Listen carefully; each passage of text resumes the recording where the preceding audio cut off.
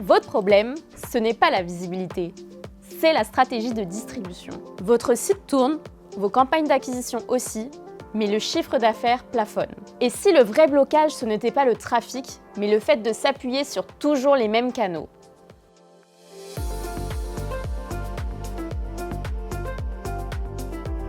Le piège de s'en tenir qu'à quelques canaux. S'appuyer sur 2, voire 3 canaux peut fonctionner un temps. Mais très vite, vous vous retrouvez à toujours dépendre des mêmes acheteurs, dans le même contexte, au même moment.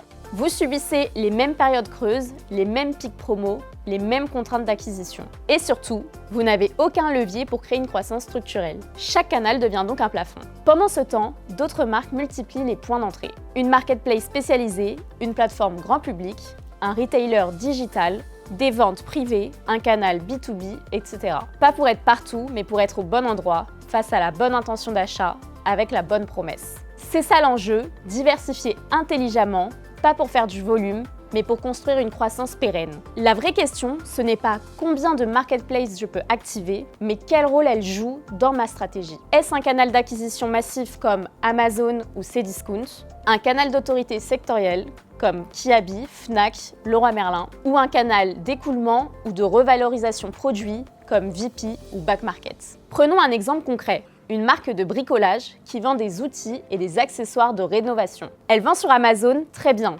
C'est un canal qui génère un gros volume de ventes, généraliste et puissant en acquisition. Mais à côté de ça, elle pourrait aussi activer Castorama et Leroy Merlin, qui ont une grande place dans l'univers du bricolage avec une audience de passionnés, parfaite pour la notoriété et la conversion, qui est de plus 20 à plus 40% en moyenne. Il y a également ManoMano, une marketplace spécialisée, challenger du secteur, où le panier moyen peut être jusqu'à 30% plus élevé. Ou encore Cdiscount, qui est souvent négligé, mais qui a un volume massif sur certains produits. Ce qui est intéressant avec ces marketplaces, ce n'est pas juste qu'elles ajoutent de la visibilité, c'est qu'elles permettent de générer du chiffre d'affaires de façon très différente. Activer du chiffre d'affaires, pas juste des canaux. En activant les bonnes plateformes dans le bon ordre, une marque peut capter différentes intentions d'achat à différents moments dans le parcours client, avec des paniers moyens, des volumes et des marges qui varient, mais qui ensemble font monter le chiffre d'affaires global. Et certaines de ces marques vont encore plus loin en se positionnant aussi à l'étranger, en activant Amazon à l'international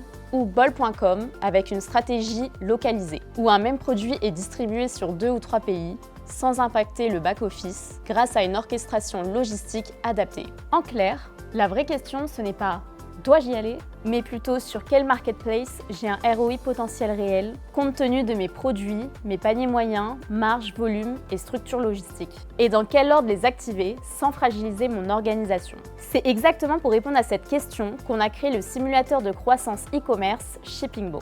En quelques minutes, il vous permet d'estimer le chiffre d'affaires que vous pourriez capter en activant 2 ou 3 marketplaces adaptés à votre activité. Ce n'est pas un outil magique.